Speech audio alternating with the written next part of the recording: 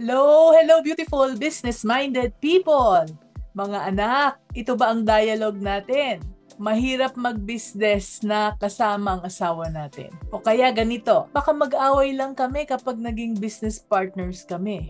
Or baka ganito naman, hindi namin alam kung kaya naming mag-succeed together sa business. Now, how many times have we said these words to ourselves? Tinitingnan pa natin ang mga successful family businesses at mag-asawa na nasa negosyo at iniisip na imposible para sa amin ang magkasamang mag-asawa sa isang negosyo. But what if I told you that with the right approach, working with your spouse can actually be the secret to building a stronger business and a stronger marriage? Ganyan po ang experience naming mag-asawa. Okay, so welcome sa ating Facebook Live mga anak, and today is another Tuesday. Kaya another episode naman ng ating Meet My Friend series. At I am so excited to have you all here today because we will be talking about family businesses. So if you're on Facebook, please feel free to share this live interview with your friends ha, baka makatulong tayo, di ba? Let us share this naman so that we can build a community of business-minded Pinoys na tulad natin.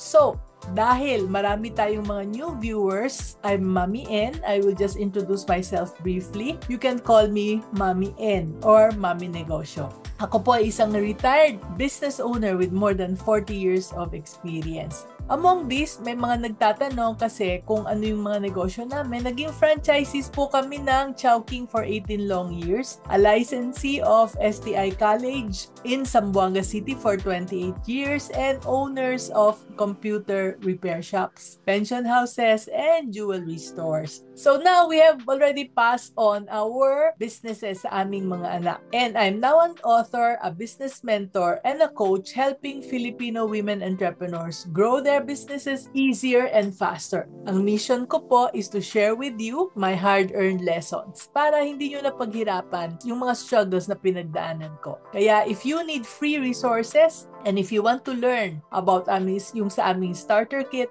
visit maminegosyo.com dahil marami po kaming mga freebies dyan. No? That's maminegosyo.com. Now today, we're gonna be talking about building a family business. And matututo po tayo sa mga lessons ng Mang Jose Furniture. Now, konting kwento lang. Alam nyo, I'm 70 years old na, and many times in my life, I have proven that God works in mysterious ways. Ewan ko, no, kung na-experience nyo yan. Now, last November, I was invited to visit RDR's studio by his assistant. But at the last moment, hindi siya nakapasok. Absent siya. At dahil doon, ang talagang nag-entertain sa akin ay si RDR himself. Nako, di sobrang starstruck ko, no, di ba? So, ang ginawa ni RDR, nagulat ako dahil isinalang niya ako kaagad sa kanyang interview na walang rehearsal, walang bihis-bihis, no preparations at all. At dahil doon, maraming nakapagpanood sa akin, no? A lot of people watched me and dumami ang mga interviews ko. Siya ang nag-umpisa, kaya I owe a lot to RDR. Now, but talking about interviews, habang naghihintay kami kay RDR, I was blessed to meet this couple and their only son.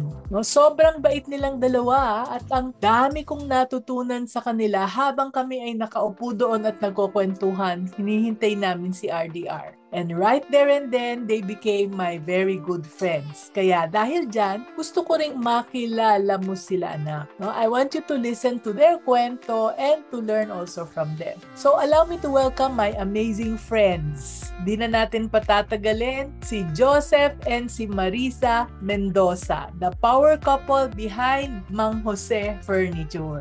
Yan, andyan sila. Hello. Good afternoon, everybody. Good afternoon, Mami N, everybody. Good afternoon. Hi, Mami N. Hello, and thank you so much for joining us today. Now, magtatanong lang ako ng mga questions. Medyo mahaba yung listahan ko ng questions. Tapos kukuha din tayo ng mga questions sa ating mga viewers dito sa Zoom at saka sa Facebook. Okay lang ba, Joseph and Marisa? Okay, Mami N. So, umpisahan ko ha. Kwento muna. Joseph and Marisa, let's start with your beautiful love story. Yung nagkakilala at paano nyo naisipan na mag-build ng negosyo ninyo, ng dream business ninyo together? Okay, sige. Ako muna, Mami N. Ako ang magkukwento about our love story. So, okay, nag-meet kami ni Joseph way back. I think it's 2002. We are very young, fourth year college. We meet at a party. And just a simple hi and hello. And a gesture of kindness, gentleness. He was able to catch my attention, and the rest is history, Mami N. From that moment, I really knew na he is someone for me, and I'm sure on his end too. Oo naman. So yun, Mami N, yun yung start nung namin, love story. We meet at a party, and the rest is history. Wow. Talagang love at first sight, ha? Pwede.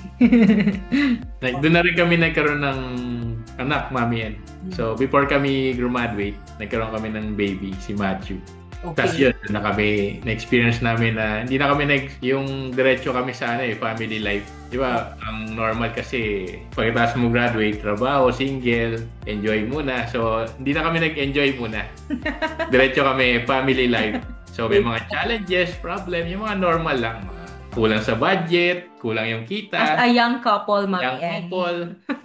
Yeah. And nagtrabaho kayong pareho sa corporate, right? Yes, Mami N. Paano nyo naisipang magnegosyo? Ako, na-realize ko na I can do much better.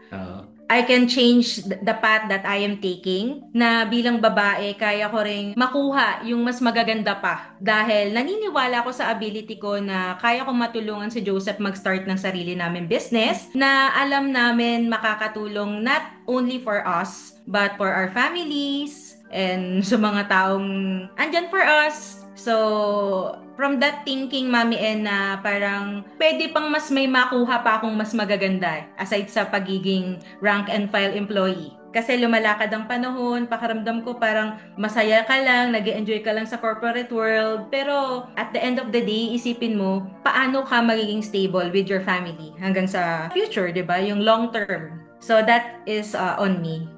Sa akin naman, ako yung batang mahilig mag-business, Mami N. Siya talaga. So, parang 5 years old, nagkaroon ako ng video game, pinarent ko. So, at that age, lumaraket na ako sa mga kaklase, sa mga classmate, nagpaparent ng mga laro. Tapos, dami ko rin pinasok na business while we are a couple. So, nag-computer shop din kami, tapsilugan.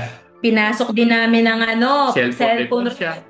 Hindi siya nag-succeed, Mami N. Pero yun nga, along the way, natutunan namin yung tamang pagnenegosyo. Meron din naman kami nag-succeed. Kumbaga, Mami N, stepping stone mo yung mga magpipail mong business para ma-reach mo yung business. Kumbaga, pine-prepare ka lang talaga para naging stepping stone mo siya. Mali dito, ito tama na to, nako, ito dapat ganito. So those business, kahit nag-failed siya, Mami N, kino-consider pa rin naming success yun. No, so it's really the lesson. Sabi nga nila, there is no failure sa business. Only feedback. Lessons to learn. Na kung ano yung hindi dapat gawin. Pero karamihan kasi, ang dami kong nami-meet na mga tao na nade-discourage sila kaagad pag nag-fail. Pero sa dalawa parang, sige, okay lang, nag-fail, pero lesson lang yan. Tapos try uli. Ano yung motivation na nakatulong sa inyo para sige, tara, umpisa tayo uli, continue tayo uli, try tayo uli. Ano yung secret na yun? Tingin ko, Mami N, yung foundation namin is family talaga . Kasi ito yung driving force namin. Lagi namin tinatanong sarili namin, para saan ba tayo nagtatrabaho? Ba't ba natin gusto pa minsan kumita pa ng mas maganda kung okay naman yung kita? Kasi at sa dulo, ang na-realize namin, it's all about our family. We want to build it para una, maging blessing sa amin. Tapos maging blessing din sa yung mga kamag-anak pa namin, mga close, yung mga parents. Yung siblings, cousins, friends. So, mga taong nagbibigay ng value sa amin, Mami N. Oy, galing, no? So, the driving force dapat matindi, no? Like in your case, it was really your desire na para ma-uplift yung family ninyo, yung sarili ninyong family with your son, na si Matthew, and also matulungan yung mga kamag-anak like parents, kapatid, and mga pinsan. Okay, great. Talking about family, Marisa naman, ang father mo ay dating skilled woodworker. He is. Yes, so paano kang na-influence at paano kang na-inspire na maumpisa ng Mang Jose Furniture? Kasi my father, hindi lang siya magaling na woodworker, skilled woodworker, I can say. Magaling talaga siya for me. Hindi dahil tatay ko lang siya. Pero I see what he is doing. Nakita ko kung paano yung dedication. And nakita ko, Mami En, yung father ko, hindi lang siya gumagawa ng furniture basta-basta. Gumagawa siya, tinutupad niya yung dream ng ibang tao. Paano ko yan nasabi? In what sense? Like, simple cabinet na dream ng lola. 'Di ba? Simple platera. Uso yan before. Yung platera, yung nilalagyan ng mga baso, 'di ba? Na parang display na rin siya. So very iconic yan sa akin kasi yung tatay ko, Mami En, sobrang galing niya gumawa nun. As in with curbings. Yung woodworker talaga magaling. So parang wow, so parang during that time inisip ko na ano kaya in the future magkaroon din ako ng ganong business na kasama ko pa rin yung father ko. Kasi nga, ang galing niya talaga, Mami En eh. So na-inspire ako in that sense na hindi lang siya basta-basta gumagawa ng furniture. He really build furniture and yung mga dreams ng gusto magkaroon ng ganong pieces na gagawa niya, natutupad niya. So yung dedication din towards that. Until that dream changes as time goes by, Mami En, syempre, bata pa ako noon. I think parang ano pa lang ako noon, mag-high school, so matagal na. Pero dumating yung panahon na si Lord talaga, parang ibinalik niya yung desire ko for that and to honor then my father. And I think Joseph kasi he really accept that thought na yung legacy ng father ko is part of Mang Jose Furniture. So, ang galing, no? So, what I'm learning from you, Marisa, is talagang kailangan meron tayong dedication sa ating work, no? When we are business owners. As business owners, hindi lang yung pera, gagawin natin isang bagay para kumita lang, kundi para matupad yung dream ng ibang tao. Dahil pag natutupad yun, nakakatulong tayo sa pagtupad ng dream ng ibang tao. Pati tayo, di ba? Nabe-bless din tayo. So, that's such a touching memory and a touching story, you know? What kind of father did you have other than dedicated siya? Ano yung mga values na natutunan mo sa kanya? My father is very calm person. He never gets angry na nakita ko talaga na parang monster sa bahay or nakakatakot siya. Hindi. Very calm siya kahit may mother pa yung medyo, alam mo na, aggressive. Pero my father is so calm and so kind. He made sure that there's a food on the table despite na hindi naman talaga siya graduate ng college. Hindi siya professional kasi he only does, gumagawa ng tinapay. Panadero. So, ang galing niya din doon, Mami. And yung kamay niya talaga, actually. Ang galing talaga ng kamay. Panadero siya. At the same time, isa din siyang, skilled woodworker. At the same time, isa siyang napaka-buting tatay. Kasi kahit mahirap kami that time, he was able to provide food on our table. We never felt na we are lacking, Mami. And na-share ko na rin to before kay, sa RDR Talks. So, those are the qualities din talaga. Yung pagiging calm niya talaga, Mami En. Na kahit may mga challenges, kaya mong maging calm lang at let the day pass and let the Lord fix that for you. So, ayun yung natutunan ko talagang sobrang hindi ko makakalimutan about my father po.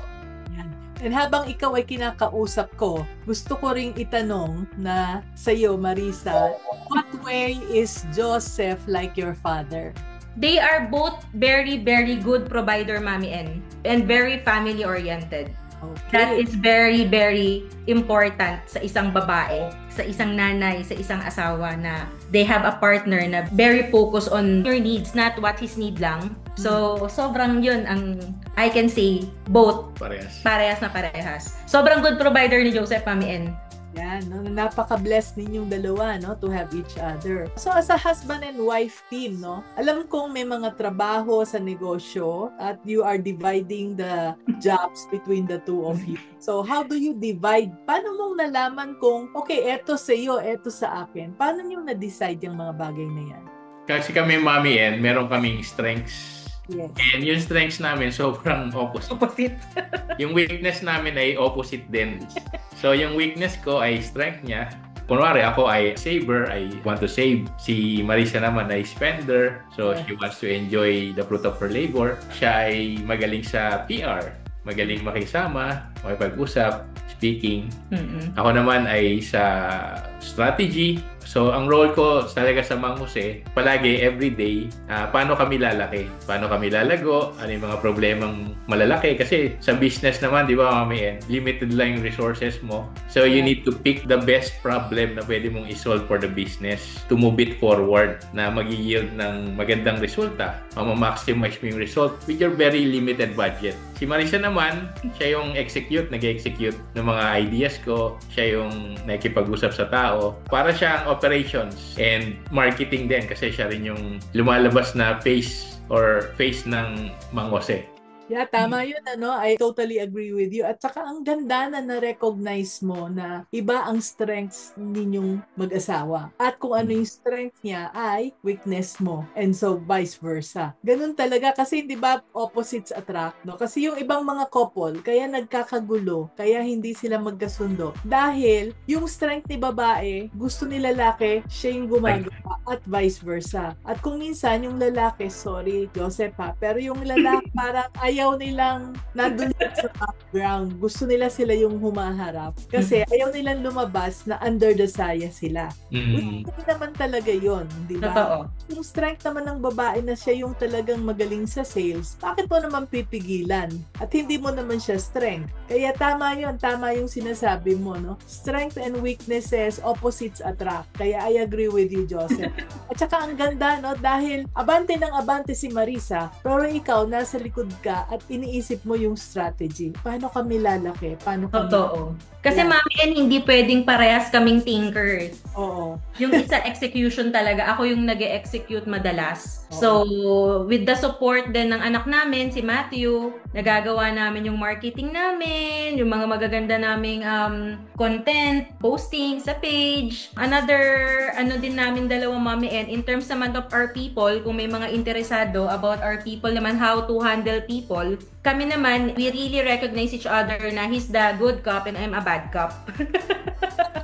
Kailangan isa merong good, may isang bad. Kailangan talaga balance. Like me, si Joseph, Mami hindi niya kayang sa mga tao, magalit or magsalita. Ako naman yung may kaya nun. So, mahalaga rin kasi siya para ma-build yung level of respect between our people and us. Yes. So, it's not about na masama tayong boss or salbahe tayong boss. We just want lang talaga na mas stable yung ugali ng isa't isa, Mami N. Especially people are very different. All kinds of people are unique. So, kailangan may isang bad cop na kayang mag-discipline, magsalita, magsabi ng ganyan-ganyan. Si Joseph naman, siya yung good cop. Siya yung mahinahon in terms of our people. So, nababalance pa rin namin yung mga tao. Nag-feedback ako pag, masyadong negative. Oo. Kunyari, marami na akong caps lock sa group chat. Magagalitan niya na ako niyan. Ako naman, syempre makikinig. Oo nga, let's tone down. Siya naman, Mami N, sabihin ko sa kanya, huwag masyadong giving ng giving. Especially yung mga gustong mag-cash advance dyan at bumali.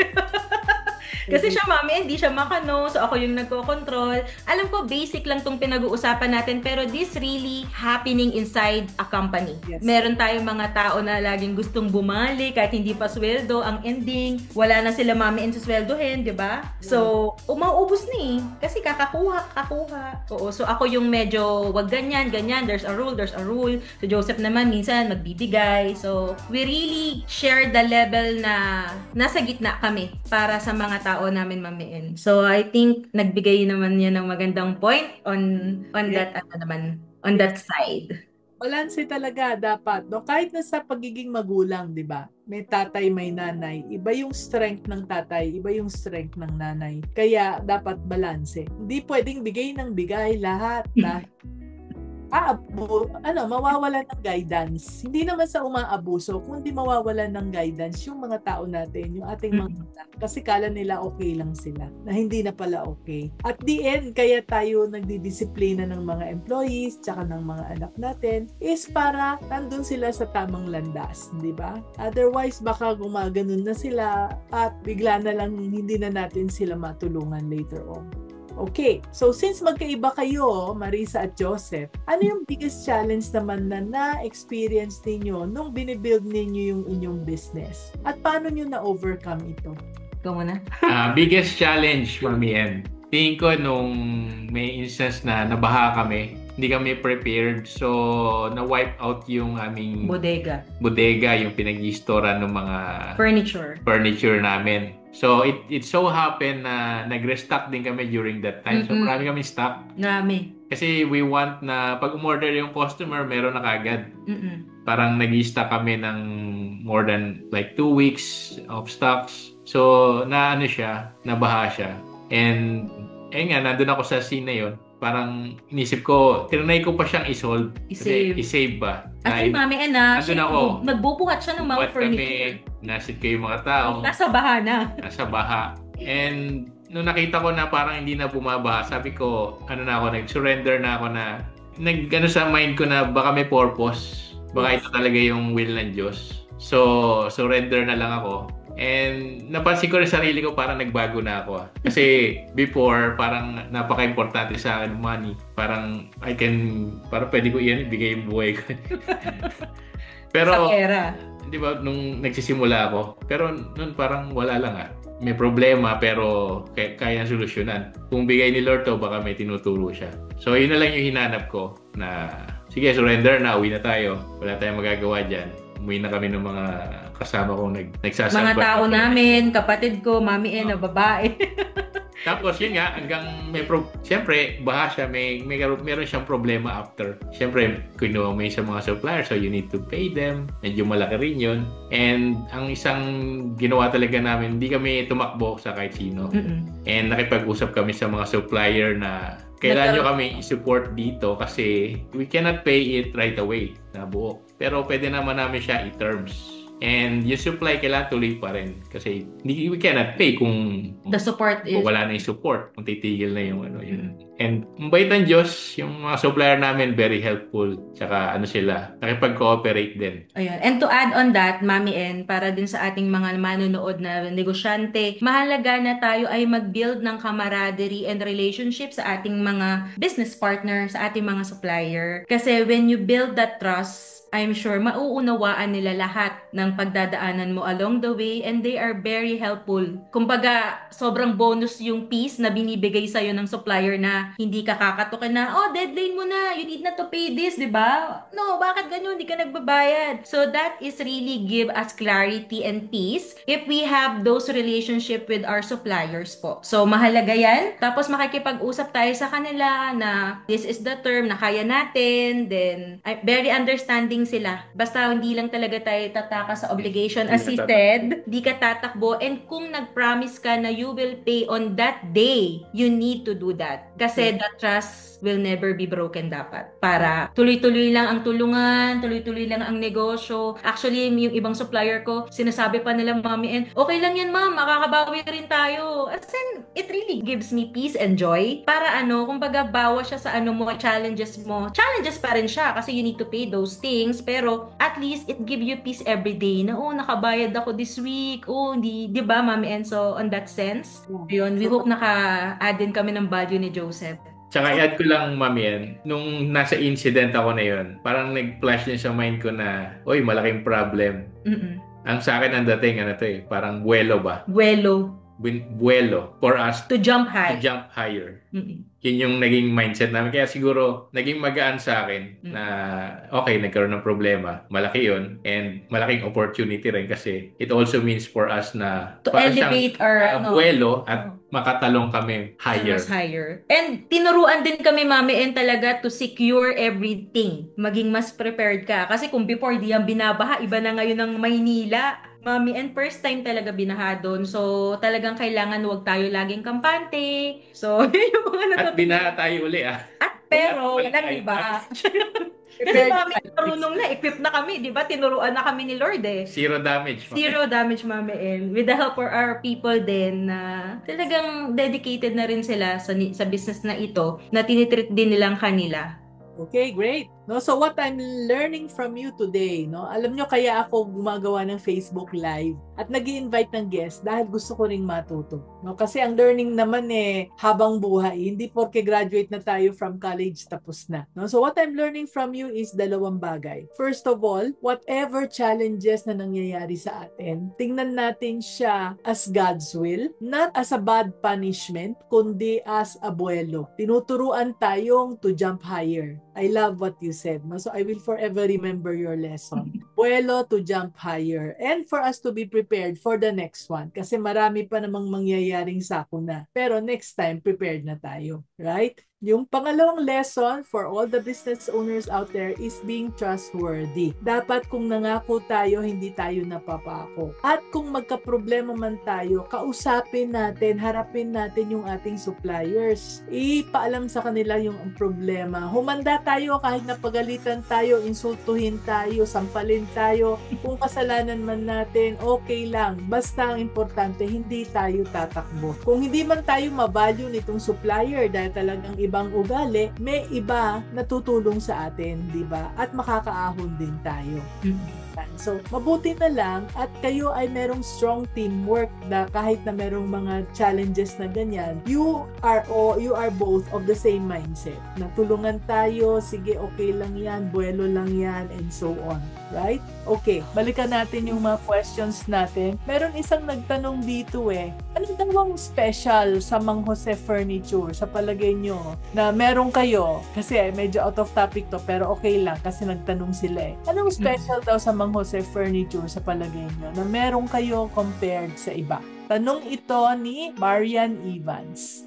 Tingin ko, Mamen, ito ay business na binuo ng isang family na may puso talaga. And yung owner nito, kami yung nag-start kasi nanggaling kami sa ibang negosyo na nakita ko, although kumikita pero it breaks children, no? Bumabagsak sa school kasi na-addict sa laro. And parang para ako nasa first. So, sabi ko, prayer ko siya na, Lord, bigyan mo akong business na builds people, builds family. And ito yung negosyo na, alam mo yan, nag-deliver ako. Nakita ko yung family na buo. So, ito ang business na ang puso ng owner to build family, to build the people, no, para magbigay ng relaxation, happiness, joy. Yun, dun lang solve na kami ron And yun yung driving force namin para maka-create ng mga magagandang furniture pieces na matibay at hindi lang namin target yung may pera. Target din namin yung kulang sa budget pero gusto ng magandang furniture. Ayun nga, and we do customization. So, we are very proud of that. Nag-customize ang Mang Jose Furniture. Kasi sa furniture, Mami, dalawa yung dalawa yung pwede mo i-offer. You can offer yung imported, ready-made, which is doon kami nag-start. And we also enter the market na custom-made, which we create our own, na gawang Pilipinas. Galing. Okay, great. So what I'm hearing is business na dapat merong puso, hindi lang pera, no? Na nakakatulong. Tama yun, because one of your businesses you mentioned was a computer shop. Computer, mga bata na addict sa mga computer games and you did not feel. Yun lang naman, Ma'am. Personal experience ko lang yan na binibisita ako ng nanay. Nagsasabi sa akin, anak ko, bagsak. Masakit yun, Yan. Talaga, kailangan talaga yung mga businesses natin, hindi lang siya legally right. It has to be morally right din. Tama. Hindi natin nararamdaman na nakakasira tayo tapos for the sake lang na kumita, di ba? So what I'm also hearing as answer to that question is kung ano yung kaya natin, no? Kung kaya natin ng yung imported, meron sila. Kung kaya natin customization, meron din. Ang importante na ibibigay nila yung gusto natin. Tama ba? Tama. Okay. Next question now. No, nag-umpisa kayo sa maliit na workshop. Ngayon, naging lumaki na kayo at naging trusted furniture brand na. No? So, at what point, alam ko ikaw ang nag-i-strategize nito, Joseph, At what point kayo nagkaroon ng parang turning point that made your business grow? Okay. So, background lang, Mami, yan. Ang Mang Jose Furniture ay bago yan nabuo. Ang business namin noon, ito yung pinakaunang business namin na kumikita. Rentals ng condominium. So, nagre-rent kami ng condo at pinaparent din namin. Bed space. Bed space. So, naging buyer kami ng furniture and doon namin nakita yung market na okay yung market. Maganda yung market price, maganda yung profit, and kaya namin siyang gawing business. Then, ang turning point nun ay yung pandemic talaga, Mami N.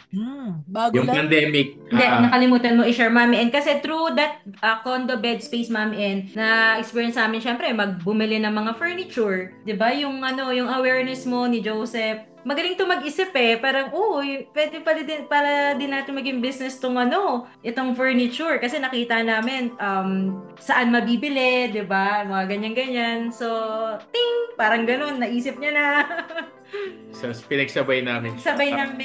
Baby business and meron kaming business na kumikita. Then dumating yung pandemic. Yung namin, condo rentals, sobrang humina kasi work from home na lahat. Nagsara. And ang good thing doon, opposite naman since nag-work from home, may need naman for furniture pieces, may need for tables, may need for chairs.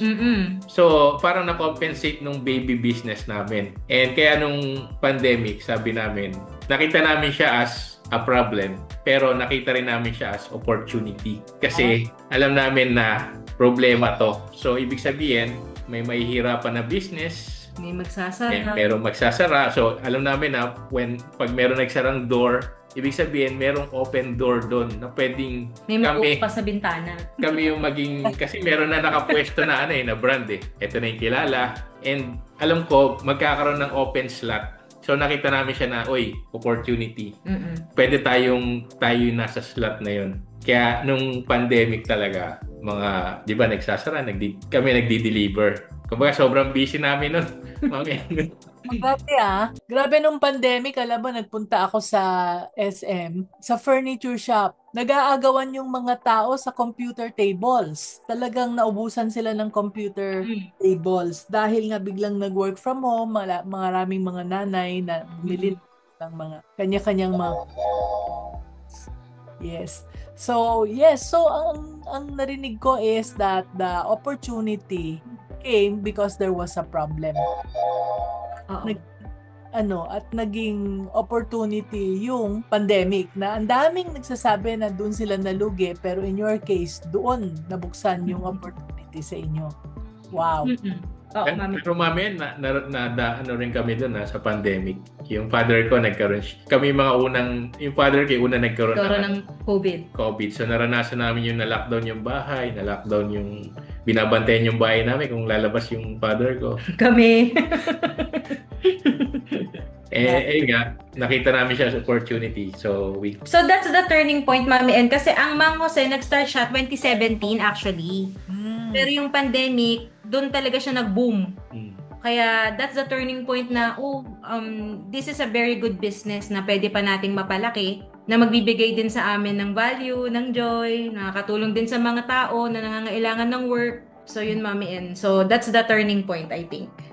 Okay. So may tanong tayo dito, si Shane Ann Abad. Sabi niya, did you have to get different sources of income to sustain the business or fully dependent on the business income? O nag-loan ba kayo? Ako ay nag-work sa corporate. So, ang idea ko ron is meron akong sahod. So, dinadala ko siya sa business, which is yung furniture. So, ibig sabihin, we are operating na balanse. Yung pondo nagagaling sa sweldo ko. Then, si Marisa, siya yung, kumbaga, kung kumita ka ng 10K, dadalhin mo sa business, pwede siya mag-double, mag-triple. So, lalaki pa siya. So, ganun yung naging way namin. And, may mga times din na umutang kami, Mami. Kasi kailangan din naman talaga sa negosyo ang pag-utang. So, and minsan tiwala din. Na-leverage din namin yung tiwala ng supplier. So, nagkaroon kami ng terms like 30 days. Then, doon lang kami magbabayad. So, ayun, Mami. So, yun nga. As you build camaraderie din with the supplier, mga people na nag-help sa atin, mapapaikot mo ng maayos yung pondo mo. Diba? Tapos, kailangan din, syempre, may matabi kang extra fund in terms of emergency. Kasi hindi naman laging pare-parehas ang season. Yung mahina.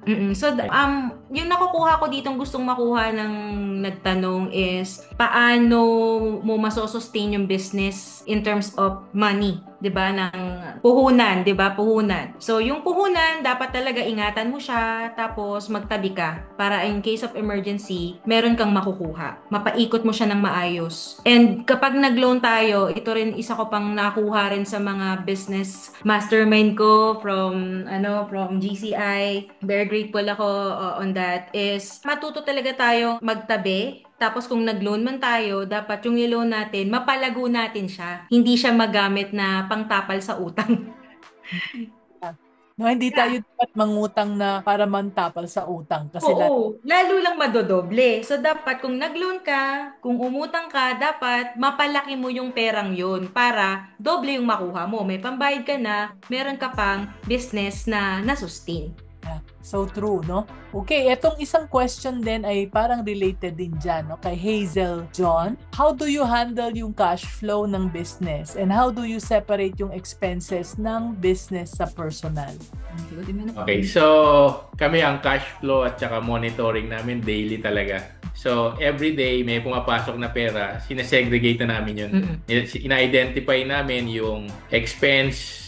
Kasi yung expense namin, kung may expense ka monthly, di-divide mo na siya by 30. So, sabihin meron kang daily expense. So, alam namin yung figure na yun kung magkano. Magkano yung daily expense natin, magkano yung pumasok na pera, and at the end, ito yung profit namin. So, nakahiwalay din yun. Meron kaming sinesegregate na kagad namin siya on a daily basis eh. Profit, expense, stocks. Oo. Basta kasama yun. So, sa dulo may profit. So, on a day, alam na namin kung kumita, and minsan nag-iisip din kami, what could we do better? Kuwari, kumita kami 5K on a day. What can we do better? Do we need to add service? Do we need to add our income? Yung presyo ng product? Taasan natin. O kaya kahit sa delivery, nalugi tayo sa delivery ngayon. 3,000 binayad ng client, gumasa sa 4K. Okay, do we need to adjust our... Parang daily natututo kami. Based on magkano yung kinita, paano siya lalaki next time? O kaya, nalugi kami ngayon, bakit? Ano yung naging cost? So, ayun lang, kailangan talaga alam mo yung mahalaga yung monitoring, mahalaga yung Excel. At ngayon, meron kami dinagdag na bago, parang meron kami daily, meron din kami weekly, na ito yung weekly na overall kinita namin. Ito pa yung utang namin sa supplier, and nasa 50% tayo, so we can pay this at the end of this year. Ganun, makamayan. Ang galing, no? So what I'm hearing from you is yung talagang sabi, evaluation, monitoring, at reflection. Hindi lang daily, pati weekly. Kasi kung annually, medyo patay na yung kabayo bago nyo malaman yung problema. Hindi ka na makakapag-adjust. Dapat araw-araw pinag-aaralan natin yan. That's something that I'm learning. I'm also taking notes, ha? So, mga anak na nanonood, take notes kayo kasi sayang talaga tong mga gems of wisdom. Wala po ito sa libro. Ito ay practical na experience. Yan. So, eto naman, next question ko is tungkol sa anak ninyo. No, when we met last time sa office ni RDR, you were with your son, and I was so touched na yung batang yon, kabata-bata, ay involved na sa family business ninyo. Ilang taon na ba siya, si Matthew? And how did you convince him to get involved? Si Matthew is 20, I think, 21 ngayon, pero nag-start siyang magka-interest, I think 19. Wow. 21 na siya ngayon eh. So, sige Han, ikaw. So, ayun lang. Una, sinabi namin sa kanya na, anak, nung panahon namin, pumipili kami ng trabaho kasi kailangan namin ng pera. Kumbaga, kung maghanap ka ng trabaho, ano pa yung malaki sahod? O kaya maghanap ka ng course. Ito anong kasi, course ang kami di ba? Ang in. Ito kasi in, tsaka maganda kita. Sabi ko, anak, ngayon, medyo nakaluwag naman tayo. Bibigyan kita ng choice, ikaw bahala. Anong gusto mo? Wala na yung factor na ito kasi yung maganda kita ngayon. Anong gusto mo? And although ako as a father, gusto ko siya mag-business din. Pero hindi ko siya diniktik na, after mo graduate, business ka. Hindi ko siya diniktik na gano'n. Parang naging ginawa namin ay pinakita lang namin kung ano ba yung beauty ng pagnenegosyo.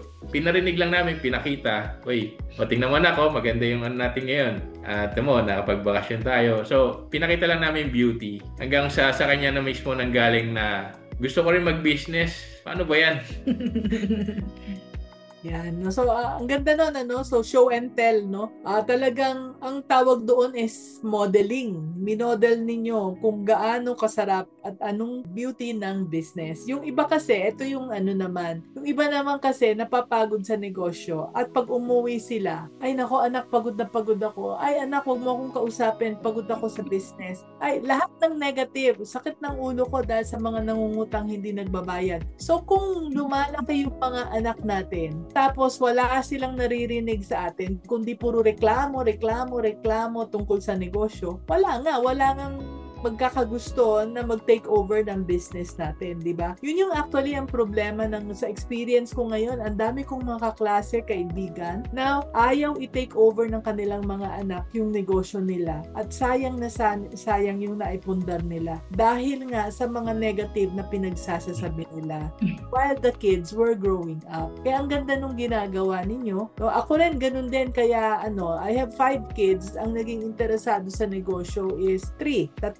Yung isa nag-asawa na sa London, kaya wala talagang choice. Pero yung isa wanted to practice her profession. So sa tatlong yun, parati sinasabi namin, kapag kayo ba ay pag nagwo-work ba kayo, pwede ba kayong magbakasyon na tulad nito? Na 1 linggo, 2 linggo na nawawala kayo sa trabaho. Hindi pwede. Tayo lang kasi because we are business owners. Kung baga, like what you did, pinapakita ko rin yung beauty ng pagiging isang negosyante para maging interesado sila. And kung tayo nahirapan na mag-umpisa ng negosyo, sila at least, kung baga tayo nag-umpisa tayo sa kinder hanggang makarating tayo ng high school, sila pagpasok nila, high school na sila kaagad at palalakihin na lang nila kaagad yung ating negosyo, di ba? Kaya sayang yung guumpisa na naman sila sa grade 1 or sa kinder. Yeah? That's so wonderful, no? Okay. So ito naman next question ko, yung sa mga couples na nagtatrabaho ng magkasama sa isang negosyo, magkasama sa isang business. Ano yung top 3 pieces of advice ninyo doon sa mga couples na nahihirapang magtrabaho together sa trabaho, sa business nila? Sige, meron kaming magkaibang masishare na value. Sige. Oo, ikaw na muna mauna.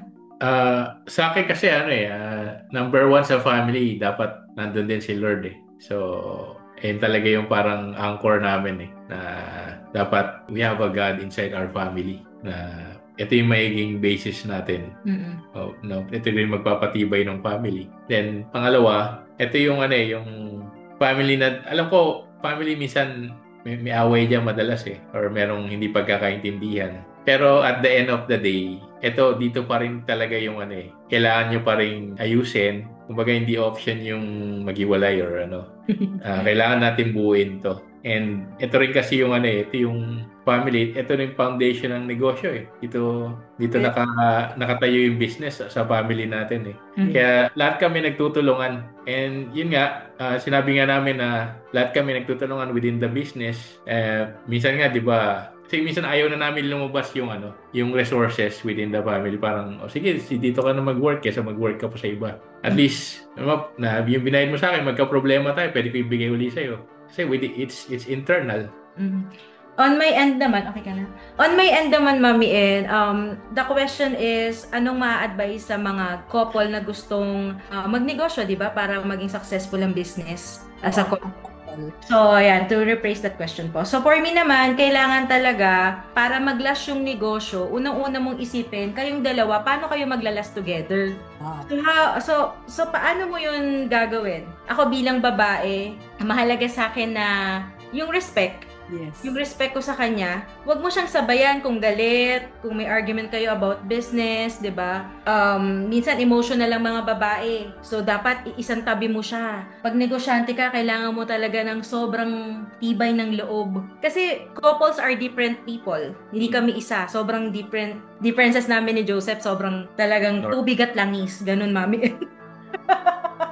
So, kailangan yung isa talaga sa couple na magne-negosyo, yung isa dapat, pag galit yung isa, wag sabayan. Matuto tayong makinig. And yung humility, kasi minsan, ako tama, ako masusunod. Hindi yan nag-work eh. Parang kung ikaw may humility ka sa sarili mo, marirealize din yun ng partner mo, Mami N eh.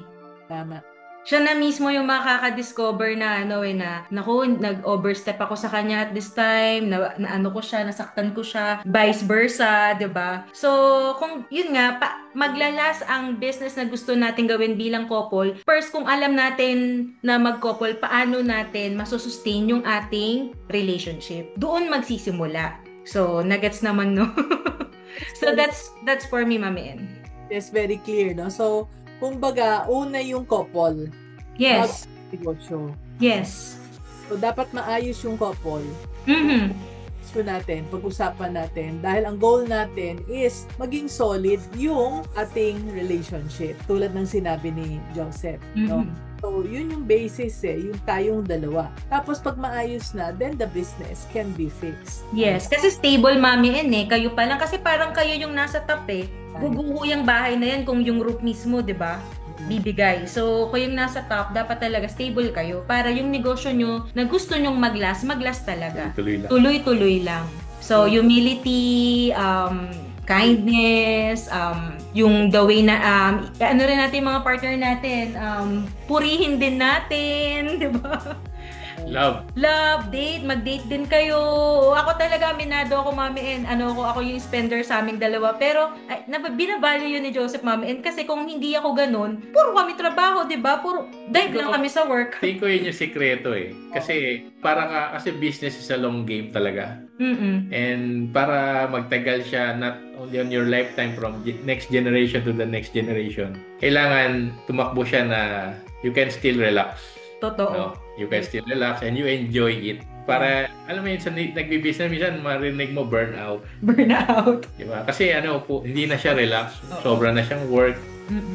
Mas okay pa na parang maisip mo, mas okay pa nung nagtatrabaho ako, relax lang. But nung nag-business ako, ang dami kong problema.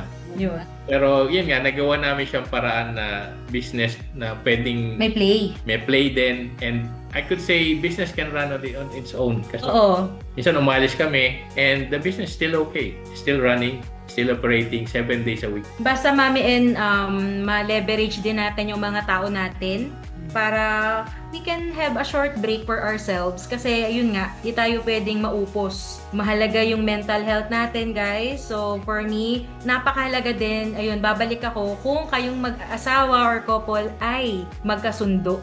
So, na-workout nyo na for years na na-adjust na ang mga ugali, kaya nang mag-humble, di na masyadong malakas ang boses pag nagagalit, hindi na masyadong madamdamin yung girl, di na sumbongera. Kasi yung mga simpleng ganun, Mami, and pag napag-aralan nyo talagang ma-adjust yan, masosustain yung negosyo. Hindi kayo basta-basta matutumba. That's it. Solid ang foundation kapag solid ang marriage. Okay, nice. Now, itong si Carol Ann, ang tanong niya ay related dun sa mga sinabi niyo. No? Sabi niya, how do you deal with differences in ideas and opinions po? For example, iba-iba yung naisip ninyong solusyon sa isang problema. Sinong masusunod? Depende yan kung ano ang problema. Tsaka ikaw, kung naniniwala ka dun sa partner mo na mas maganda yung idea niya, you don't need to argue. You will just jump on supporting him or her. So, ang una mong tingnan, humility pa rin, di ba? Parang, okay naman pala yung sinasabi niya, di ba? Oo, magaling ka din. Kaya ka nga negosyante, di ba? Sasabihin natin. Pero yun nga, minsan talaga you need din muna to listen. Ngayon, kung feeling mo naman, mas maganda yung sinasabi mo or mas magaling, hindi naman mas magaling, pangat yung term na yun. Parang sabihin mo sa partner mo na, in a good way, Mami N. Baka you may consider this din, pwede rin naman to. Si Lord, alam niyang i-handle lahat ng emotions natin. So, yung mga simpleng the way we converse to our partner really matters. Huwag laging para kang naagrabyado, pasigaw. Lambingin mo din, parang, baka pwede naman to, maganda rin naman to, di ba? Kung hindi man niya pinakinggan, si Lord na bahala makinig sa'yo. Siya na magre-reward sa kabutihan ng heart mo. Parang sa atin kasi, collaborative tayo Parang ito, Mami, lagi namin itong ginagawa. Daily, pinag-usapan namin lahat ng gagawin sa buong araw in the morning. In the morning. Tapos, nilalagay namin yung soul namin doon. Ibig sabihin, binibigyan namin ng idea namin. And it's a collaborative. Ito mas maganda, ito gawin natin. Never kami nagtalo na ako masusunod. Parang sa amin, what's the best solution? Ano yung pinakamagandang solution sa problema natin ngayon? I love the word collaborative, no? At saka yung daily planning. That is one of the things that we can learn. Kami never namin ginawa yan, pero sana, no, kung may babalik yung aming kabataan, maybe that should be something that we should have learned, no? Para hindi nagkagulo-gulo yung buhay namin. Because ako personally, ang experience namin talaga yon. Yung sinasabi mong may respect ka nga, kaya lang kung minsan, alam mong tama ka kailangan mong sabihin na ito dapat ang gawin natin. Kung iisipin din naman ng iba, alba ng husband ko na hindi. Bakit mo ba ako yan ang decision ko, sumunod ka, ikaw babae ka lang, parang ganun. Sa generation namin ganun Ngayon alam ko hindi na ganun. So kaya kung minsan nagkakagulo. No? But if only we could talk about it, no, ng mahinahon, hindi ba? Mas okay sana, no? Yan. So I hope yung mga nanonood ngayon, no, yun, pag-usapan ng mahinahon para mas madali, para mas swabe, mas okay yung inyong negosyo. So, balikan natin, still about family. May nagtanong dito, sabing ganon. Yung anak ninyo, asan na nawawala? If kasama mo sa business ang anak nyo, pero paano po ang work schedule niya at how much salary do you give? Ang work schedule ng anak namin, we don't pressure him. Basta mabigay niya lang yung kailangan namin kasi hindi namin siya tinitreat as an employee. At the end of the day, anak namin siya. Yung salary naman, parang allowance lang siya. Allowance. Oh. Kasi we gave him naman everything he needs, so hindi rin naman siya katulad ng iba na parang tinatrato namin siya na ngayon palang owner na Owner siya May kailangan siya, gawin natin. Kung may kailangan, ganun din, sumusupport din kami sa problema niya. Even girlfriend nga Personal life niya, we support him. We are very into him. Pero at the end of the day, ma'am, and we still after on his needs, his mental health. Gusto namin masaya siya, hindi siya ma-pressure. Kung about sa salary niya, siya ang may-ari ng business namin. So, hindi sa amin, wala kaming presyohan about the salary. Masaya naman siya sa binibigay kong allowance. May sobra pa yun kasi minsan meron pa, di ba, mamiin? Masaya rin naman kami as a parent na napoprovide namin sa kanya. About his work, we don't pressure him at all kasi at the end of the day, hindi namin siya empleyado. Anak namin siya. So, in your case, meron ba kayong dalawa, meron ba kayong sweldo from your... Meron! Mami N, dapat merong sweldo. Dapat meron pong sweldo ang mga negosyante. Hindi po pwedeng wala. Pwedeng open kaha, hindi ba? Na dampot na lang ng dampot sa kaha. Mami N, pag ganun kasi ang ginawa mo, which is nangyari sa akin, mauubos, hindi mo alam, nakuha mo na yung... Okay pa rin yung may sahod. Stocks mo. Yung pambayad mo, nakuha mo na pala, so hindi siya pwede. Kaya meron talaga kaming bantay. May magbabantay, tapos ikaw din mismo, disiplina. Ito lang yung sweldo mo May profit yan, sige, pwede natin galawin yan. Pero yung pinaka-uunat, Bawal. Oo. Yung, kumbaga, kinukuha rin na kasi namin yung on a day, magkano yung presyo. Profit. Cost of goods. So, nakahiwalay yun. Nakahiwalay na siya. Pwede lang siya lumaki, yung cost of goods na bucket namin, pero hindi siya pwede lumiit. Kasi ibig sabihin, kinukuhaan na namin siya. Napaka-importante po na wag po natin basta-bastang kuhaan ng kaha. Okay, galing, no? So kami din, no, just to share, baka some people might be interested. Kami ring mag-asawa, meron kaming sweldo. Kasi paano namin kinompute yung sweldo namin? First of all, yung magkano yung gastos sa bahay. So, divided by 2. Kaso, ang humahawak doon isang tao lang. So, doon kinukuha yung nasa bahay. Tapos, anytime, doon sa fund namin, if I need something, if he needs something, we can get from there. Kasi, more than enough naman siya. Pero, hindi namin pwedeng kunin yung pera ng negosyo. Tama. Sweldo namin. Tama. Yung mga anak naman namin para ma-attract, no? So, I just want to share this with people who might be interested. Para ma-attract naman namin na mag-work sa amin is kung magkano ang sweldo nila sa labas, tatapatan namin. example, nagtatrabaho siya, ang sweldo niya with his qualification. By the way, kami, after graduation ng aming anak, hindi namin siya pinapawork sa amin. Kailangan makita muna niya yung value niya, how much he is worth out there in the job market. So, kapag nagwo-work na siya at let's say 50 mil yung kanyang, 50,000 yung kanyang sweldo, tatapatan namin. 50,000 ka rin. Pero, libre bahay, libre, di ba? Libre bahay, libre kain, libre maid. So, saan ka pa? Kung gusto mo, 50,000 ka sa labas, magbabayad ka pa ng kondo, magbabayad ka pa ng yung ganon. So, at least yun yung incentive for them to work for us. No? So, sa mga may mga malalaking anak na that's one thing that you can do. Okay. So, what pero may sweldo sila as in, talagang kompleto sila with SSS, PhilHealth, all the benefits na parang magtrabaho rin sila sa ibang tao. Tapos sa oras naman nila, hindi rin kami mahigpit kasi alam natin na as may-ari, ang oras natin 24/7 hanggang panahon nagtatrabaho tayo, di ba? So kung ganun din sila, yung pananaw din naman nila is kahit natulog sila, nag-iisip pa rin yan tungkol sa business natin. Kaya kung meron ding araw na sasabihin nila pupunta sila sa Japan or pupunta sila sa ganito, at alam naman namin na kahit na nandun sila, they will take responsibility na sumasagot sila sa mga emails at sa mga text messages ng kanilang tao. Yan. No, so ito yung para kay Luz Maylin Zamora, no, na nasagot namin pareho ni Marisa at saka ni Joseph yung tanong mo. Okay, eto namang si Nudes Flores. Sabi niya, paano kung mababa ang sales? Tapos hindi ka pwedeng magbawas ng manpower kasi ganun pa rin ang kailangan na tao sa operations mo. How do you handle it?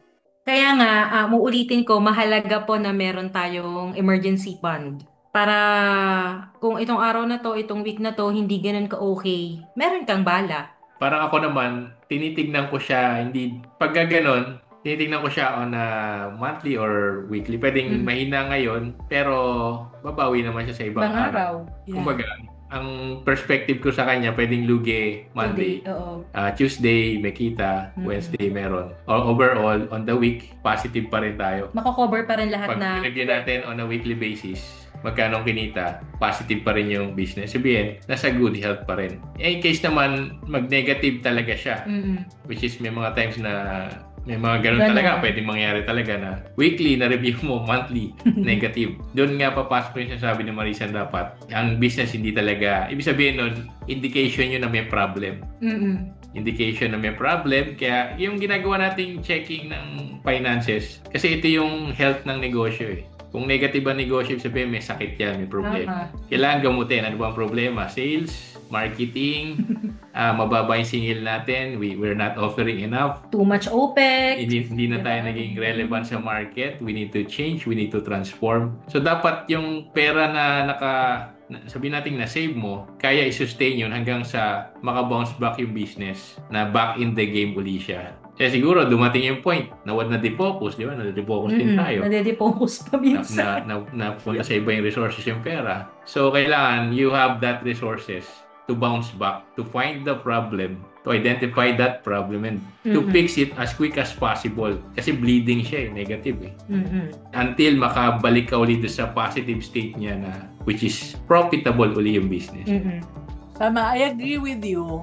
Even in my experience, Joseph, hindi lahat ng buwan merong mataas na sales. Tulad namin sa aming jewelry business, meron talagang mga months na bagsak. Tulad ng June, dahil yung mga tao nakafocus sa enrollment. Sino bang bibili ng alahas kapag enrollment month? June, July, August, yan, mabababa talaga yan. Ilang taon na kami sa negosyo, more than 30 years na kami. Yun talaga yung season na talagang mababa. July, dahil umuulan, people don't go out to shop, Tapos, August, ganun din, medyo pa rin dyan, maulan pa sa amin. Kaya, yun, talagang malulugi ka on those months. Pero, pag merong nakaset aside, which means na, yun, nakaset aside for the rainy days. Tama. mga buwan na malakas tulad ng Christmas, 'di ba? Andiyan na yung mga bonus at medyo malakas-lakas ang benta noon.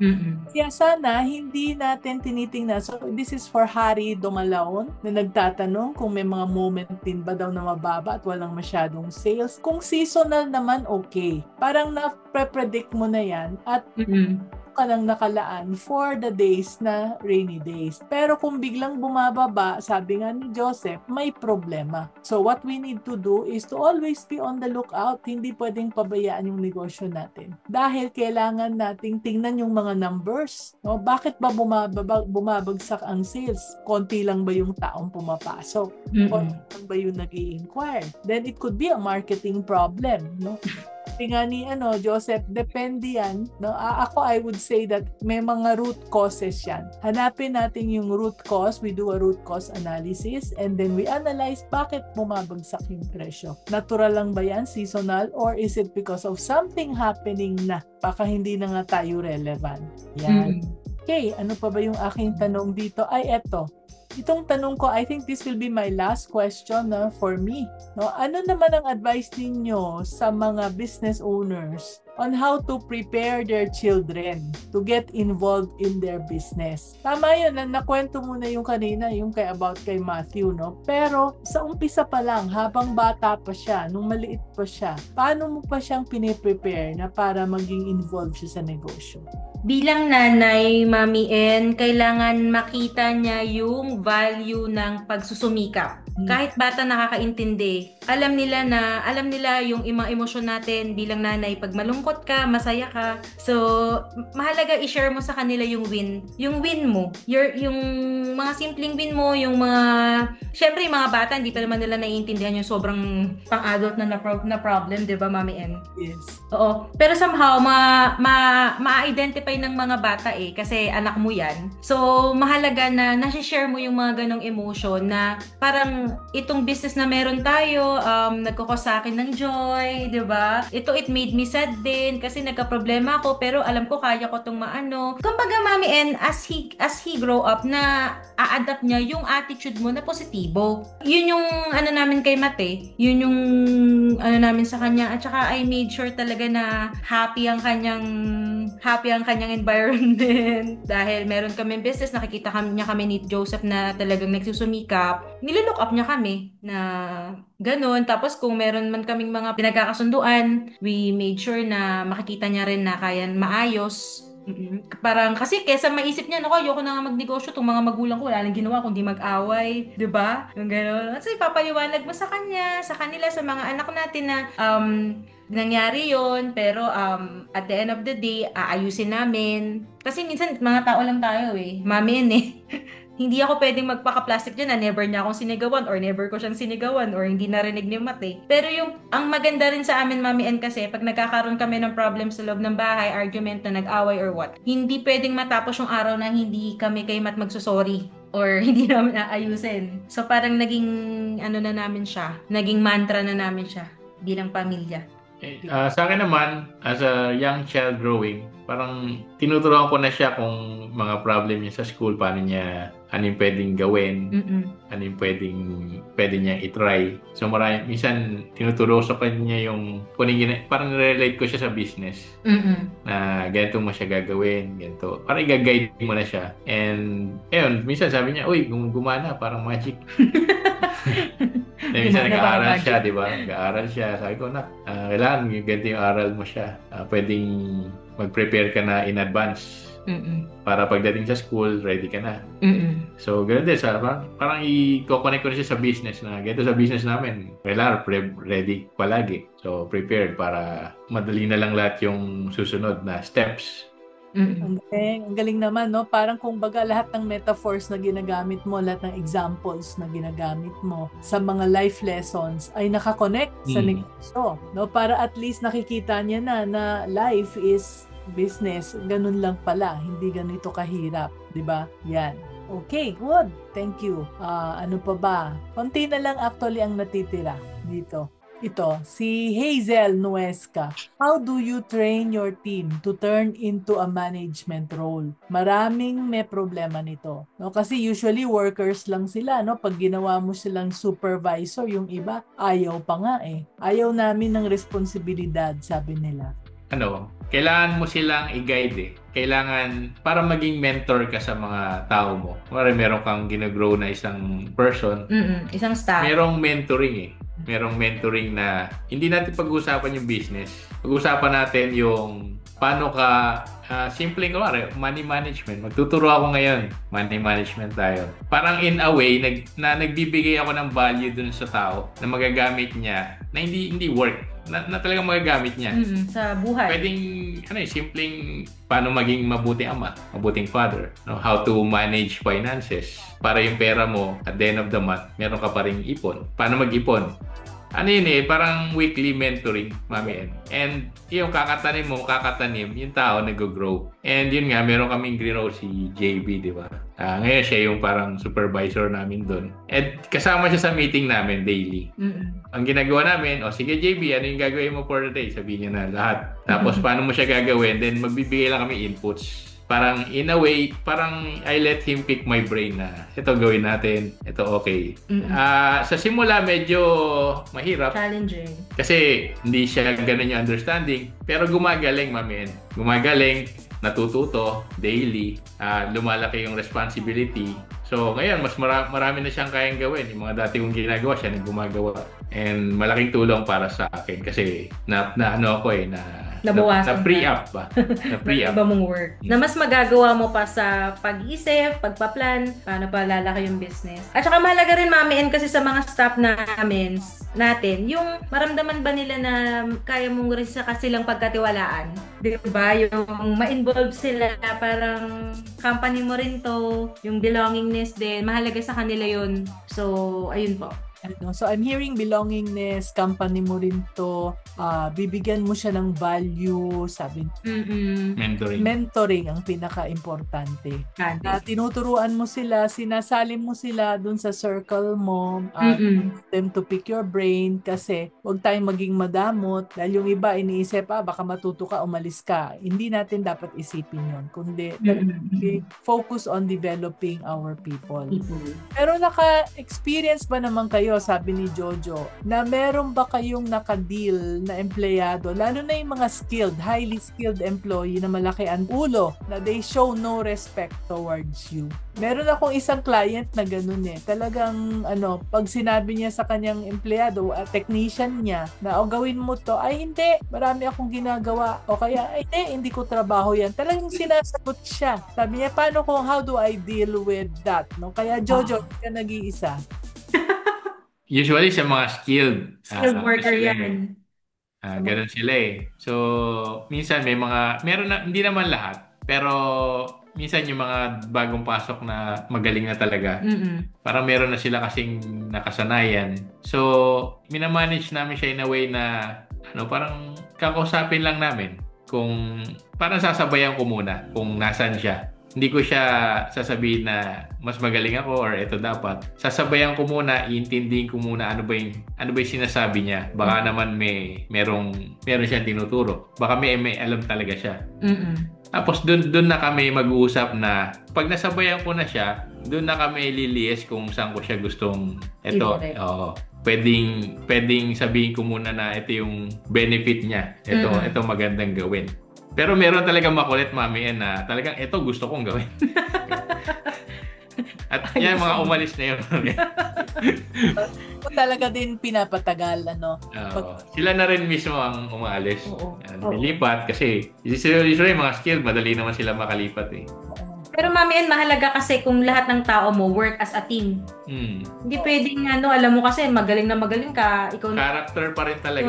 Ikaw na yung gusto mo lagi, ikaw masunod. So mahalaga sa amin na Mami N, may relationship lahat ng staff, lahat ng tao namin para they can work as one. Ang goal, lagi namin sinasabi ni Joseph, ang goal natin lagi is makapagbigay ng magandang furniture piece sa ating mga customer na nagtiwala sa atin. Kailangan ibalik natin yung trust na yun. Yeah, yung relationship na maganda yun eh. Kasi minsan kaya sila ganong katigas. Natatanong ko rin sarili ko, baka hindi ako nag-build ng enough relationship for this person. Oo. Baka meron din tayong pagkukulang. Oo.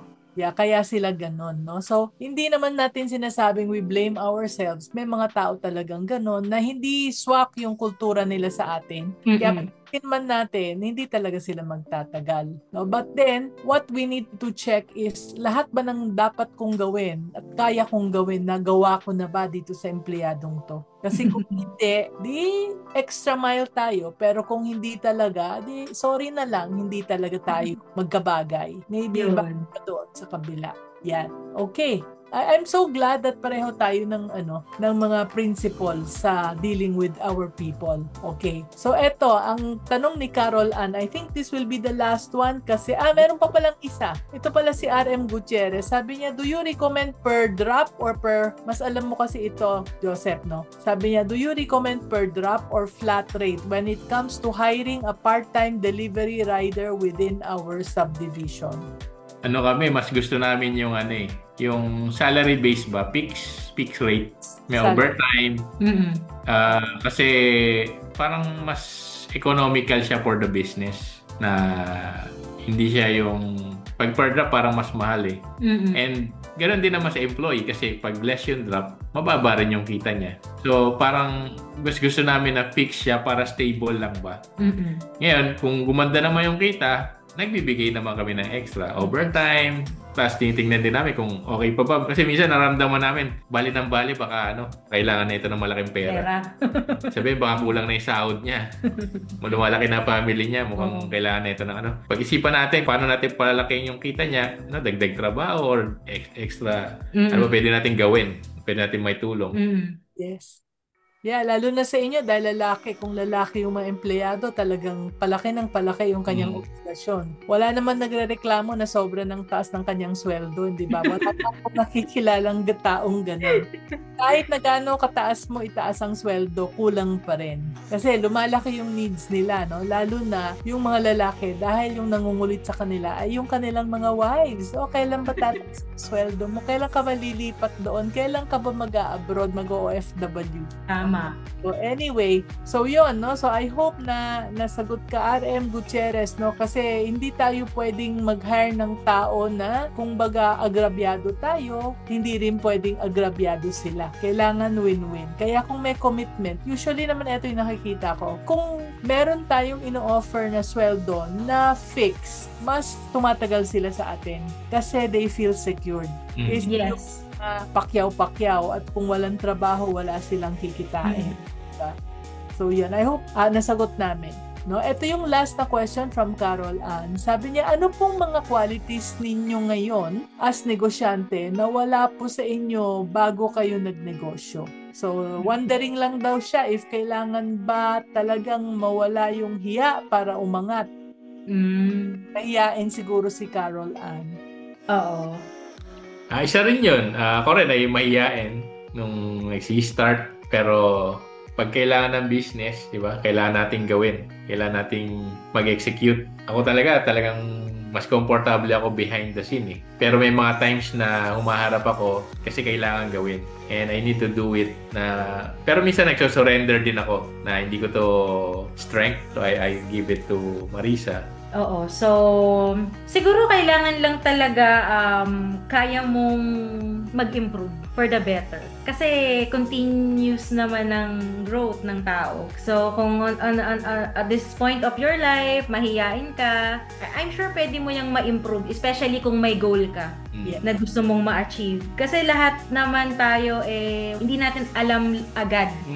Diba? So, it's about how you think and how you want to jump. Ulit kami, diba? So, gaano ba kalayo gusto mong italon? Pero yun.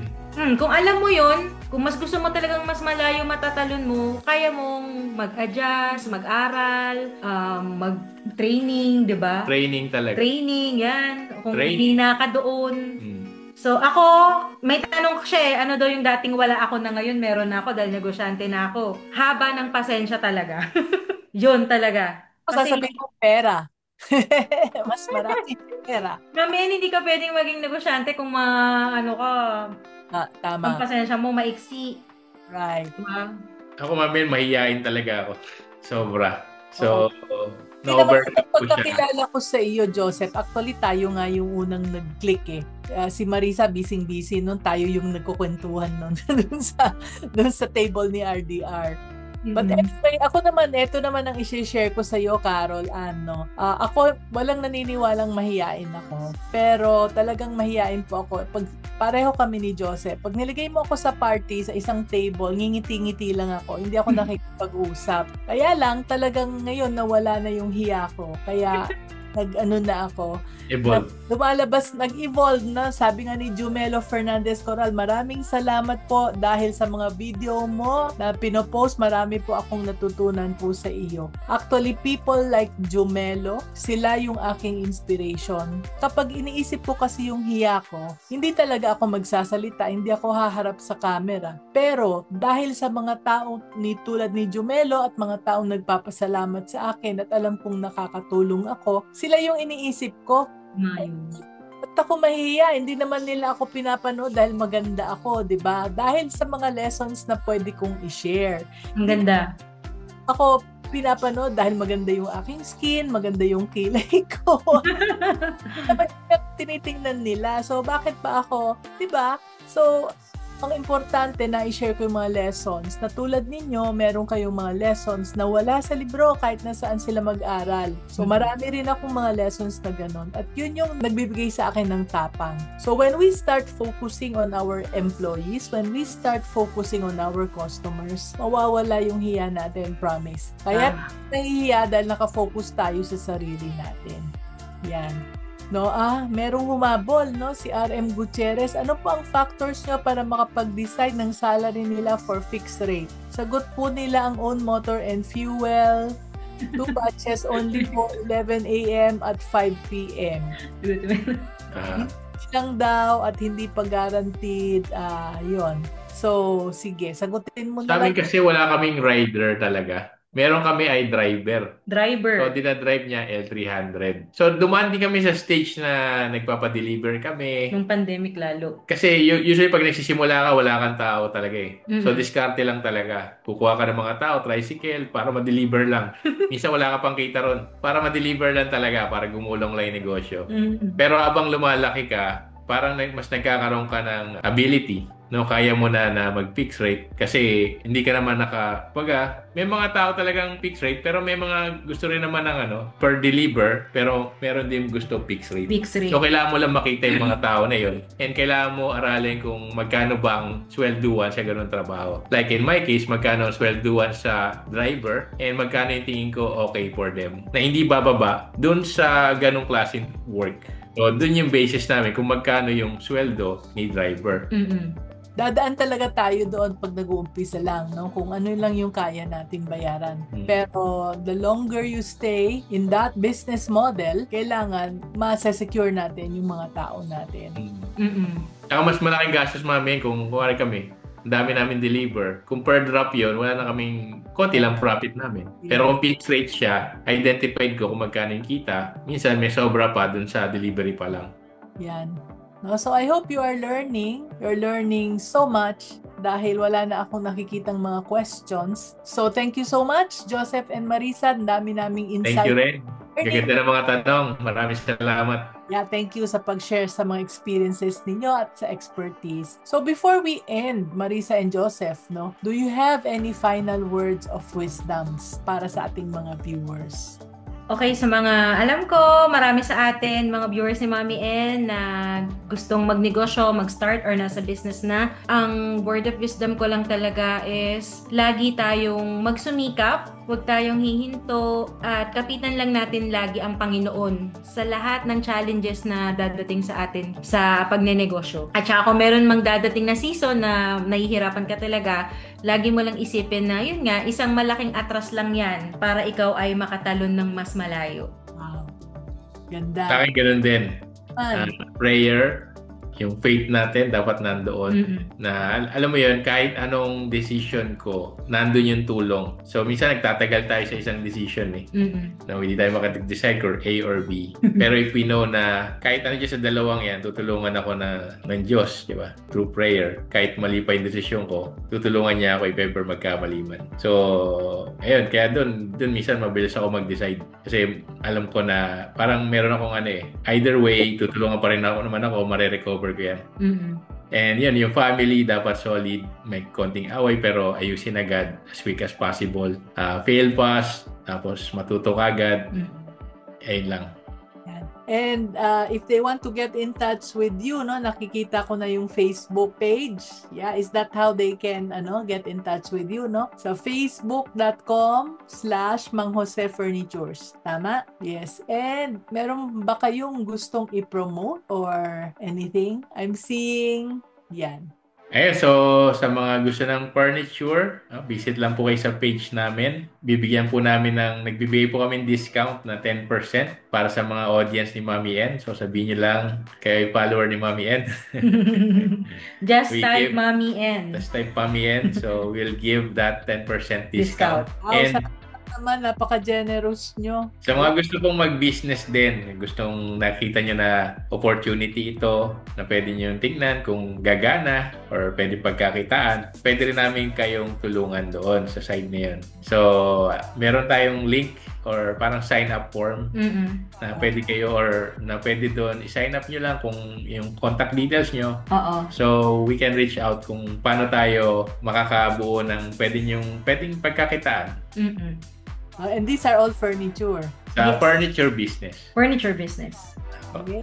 Wow. Thank you so much. Nagtatanong ko ano yung negosyo namin. Ang negosyo namin po ay nasa Mindanao, Sophia Jewelry. Sophia, S-O-P-H-I-A Jewelry. Yan. So you can watch that if you're interested. You can check out our website. Pero ako ay retired na po, kaya wala po akong discount na binibigay dahil wala na po akong sila na po ang humahawak. Kaya maminegosyo.com na lang if you need to get in touch with me. Okay, so maraming salamat ulit, Joseph and Marisa. It's been an honor to have you here. And ako ay magpapasalamat. Papasalamat ako sa ating mga viewers. Pasalamat ako sa ating guests na si Marisa at si Joseph. Remember to sign up to our free newsletter and starter kit sa maminegosyo.com. At saka follow nyo po at get in touch kung gusto nyo magnegosyo si Joseph at si Marisa. So sa facebook.com Mang Jose Furnitures. At yung kanilang offer, less 10%,